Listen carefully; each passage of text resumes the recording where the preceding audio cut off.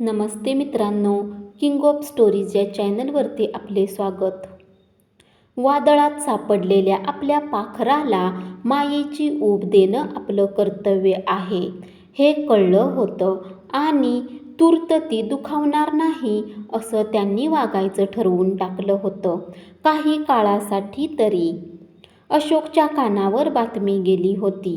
ती कुणी टाकली माहीत नव्हती, पण तो शहानिशा करण्यास धावत आला तेव्हा वसंतराव संयमानं म्हणाले होते, बातमी खरी आहे.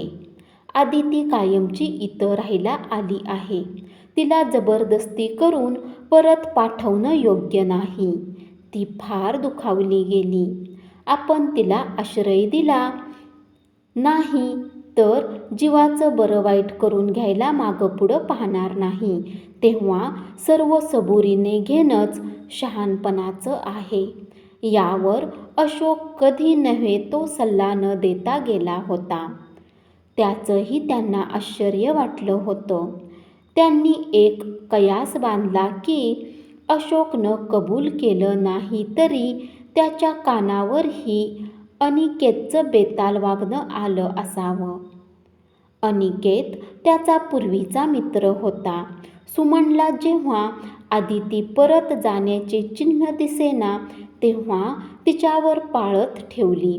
घरी येणारे फोन्स, पत्ते सर्व तपासलं गेलं आणि तिने धाडकन विचारलं आदितीला एके दिवशी, अगं भांडून आलीस की काय अनिकेतशी? जायचं नाव काढेनास. महिनाभर तो तुला इथं नाही तर का ठेवेल? आणि सुमन खोटं खोटं हसत होती. तिचं मन चाचपडण्यासाठी आदितीने सांगितलं, खरं तर तुला अगोदरच सांगायला हवं होतं, पण आत्ता सांगते, मी पुन्हा तिथे जाणार नाही. त्या घरात अनिकेत सोबत राहायला. का? काय झालं? मला तर सांगशील? नवरे मुडी असतात बाळा. नाही जमत एखाद वेळेस त्यांच्या मनासारखं वागणं, पण म्हणून का घर सोडावं? चूक आहे हे आदिती. असेल चुकी, पण तिनं त्या दिवशी अनिकेत कसा वागला ते सांगून टाकलं आणि ती रडू लागली.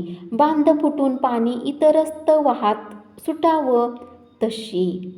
कितीतरी वेळ सुमन सुन्न झाली. आदिती जवळ बसत तिच्या पाठीवरून हात फिरवत म्हणाली, द्रौपदी झाली आदिती तुझी. अर्जुनानं नाही का तिला जुगारात पणाला लावली? ती खेदानं हसली व म्हणाली, केवढ्या उत्साहाने तुझं लग्न लावून दिलं आम्ही. आमची शेवटची जबाबदारी समजून कुठे कमी केलं नाही आम्ही. स्थळ चांगलं मिळालं म्हणून हव्या तर याद्या दाखवते तुला. 4 ते 5 लाखांचा खर्च असावा. ते सगळं वाया गेलं. पाणी फिरलं सर्वावरून आणि तू परत घरी. आई असं घडेल मला तरी कुठे वाटत होतं. फार प्रेम करायचा अनिकेत माझ्यावर, पण पुढे पुढे मात्र त्याचा संशय यायला लागला. त्याचा मला नटवण्याचा आग्रह, पार्टीत याच्याशी ओळख करून दे, त्याच्याशी न बोलले की रूस, अबोला धर. मी तसं वागू शकत नाही. अनिकेतसाठी सुद्धा मला माझी अस्मिता आहे का नाही? आज एक उद्या दुसरा. ती बेसूरपणे हसत राहिली होती. सुमनचा तर जगण्याचाच मूड गेला. हे असं आपल्या मुलीबाबतच का घडावं? या तिच्या सवालास्तव आदितीजवळ उत्तर नव्हतं हेही तेवढंच खरं. आदिती म्हणाली, आई तुला माझी काळजी वाटते का? अशी का तू वागतेस मूड गेल्यासारखं? बाबांशीही नीट वागत नाहीस. अगं माझी काय काळजी? मी काय अनपड आहे का? कुरूप का? अपंग? मीही करते प्रयत्न. मिळेल छोटी मोठी नोकरी, कशीही मी स्वीकारेल. स्वतंत्र स्वतःच्या पायावर उभी राहील. हेही दिवस संपतील. आयुष्यभरासाठी. वेडेपणा करू नको मुली. जे घडलं ते घडलं, ते घडलं नाही असं समजून मार्ग काढू. आईचा मार्ग म्हणजे पुन्हा लग्न करणे हेही तिच्या लक्षात आलं होतं. आता तिच्या हालचाली तिच्या लक्षात आल्या होत्या. ती थांबली होती. ते वसंतरावांनी ताकीद दिली होती त्यासाठी. एका ठिकाणचा रीतसर घटस्फोट घेतल्याशिवाय कायद्याने दुसरे लग्न करता येत नाही. केवळ त्यासाठीच. त्या दिवशी सर्वजण मरगळलेल्या स्थितीतच घरी परतले होते. एका स्वप्नाचा शेवट झाला होता. एका सुखाची सावली संपून गेली होती. जेवणही मुकाट्याने झाली. ग्रहण संपावं आणि नेहमीचा प्रकाश पुन्हा भेटावा अशी स्थिती मात्र ते अनुभवित होते. दुसऱ्या दिवशी रात्री अशोक मालिनीसह घरी आला. अशोकने आपली मजबुरी सांगितली. कोर्टात हजर का राहू शकला नाही यासाठी मालिनी गप्पच होती. आपल्या परीने परिस्थिती वाचत होती. तिची भिरभिर नजरच तिच्या मनाची अस्थिर अवस्था दाखवत होती. अशोकनं सुचवलं, आदितीला काही दिवसासाठी माझ्याकडे राहायला पाठव. बदल म्हणून. गेले वर्षभर त्याच वातावरणात ती होती. आता मोकळी झाली. सुमननं आदितीकडं पाहून परत विचार तिला येणार असेल तर घेऊन जा. तो तर तसा दूर. तूच नेलं तर येईल. बदल म्हणून. यावर मालिनीची चुळबुळ सर्वांच्या नजरेत भरली. आदिती आपणहून म्हणाली, इथं गावात नको, मी थोडं फिरून येणार आहे. आले तर आईबाबांनाही नेईन. सुमन म्हणाली, कुठे जायचं आदिती? आणि या प्रकरणात मार्ग मोकळा झाला तर आता गप्प बसून का चालायचं? प्रयत्न तर करायलाच हवेत. पटकन का असे प्रश्न सुटतात?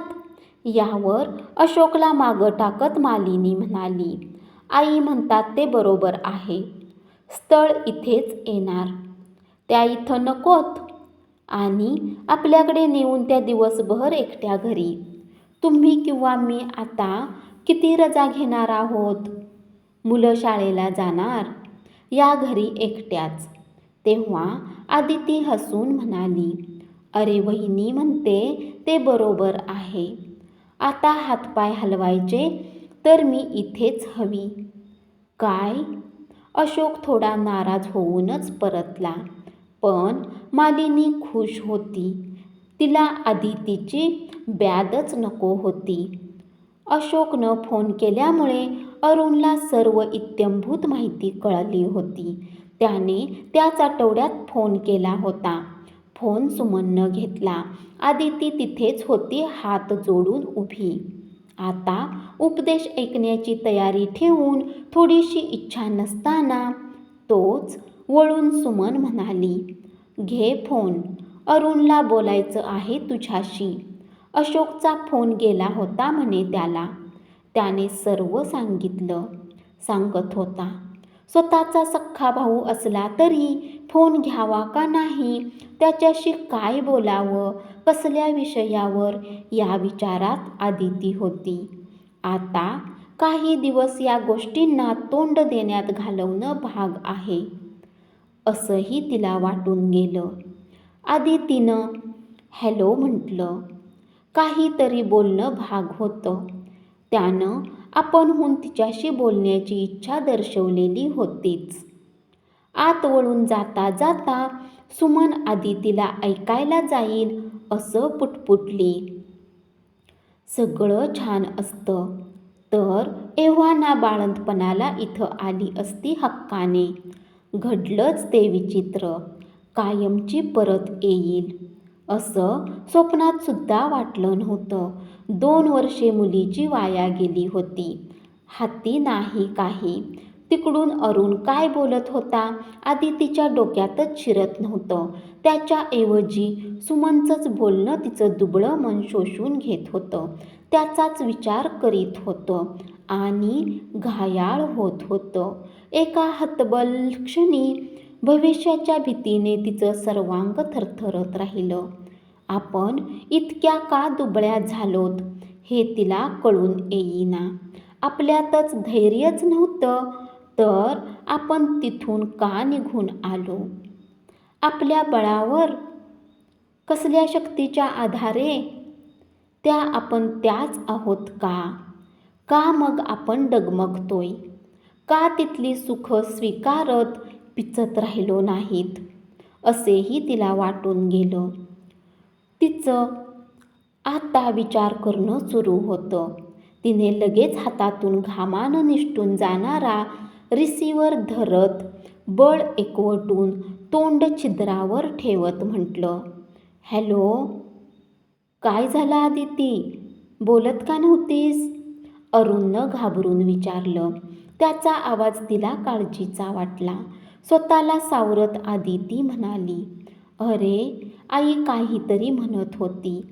आत जाताना ते ऐकत होते. इथून कुणी तिकडं आलं तर काय काय द्यायचं ते सांगत होती ती. गहिवरल्या स्वरात अरुण म्हणाला, आदिती, परवा अशोकने मला सविस्तर सांगितलं. झालं ते वाईट झालं. तुझ्या सुखावर उतून येणारं ठरलं. पण नर्वस होऊ नकोस. तू योग्य निर्णय घेतलास काय? खरं? असं दादा तुला खरं वाटतं?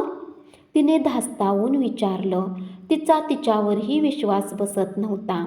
गेलं वर्षभर वसंतरावांचा फोन आला की अरुणशी फोनवर बोलत होते. इथं काय काय घडतंय सांगत होते. त्यातले काही शब्द आदितीच्या कानावर पडत होते तर काही नाहीत.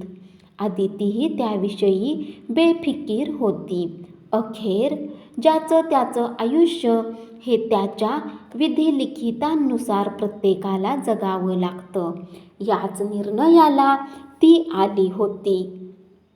अरुणही आजवर तिला इतक्यांदा फोन येऊन तिला फोनवर बोलवत नव्हता की तिच्याशी बोलण्याची इच्छाही दर्शवलेला नव्हता. का हेही तिला माहीत नव्हतं. उलट त्या प्रकरणाबाबत कुणाशीच बोलण्याची तिची इच्छा नव्हती.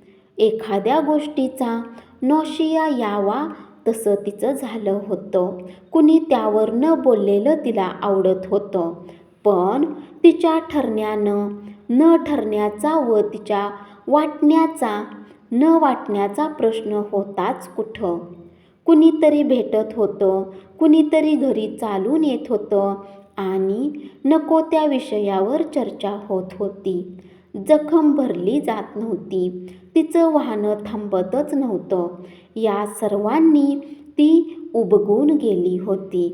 आता शेवटच्या श्वासापर्यंत ही घटना आपला तिच्या पिछा पुरवणार की काय असं तिला अधूनमधून वाटून ती खिन्न व्हायची. इतकंच. धन्यवाद.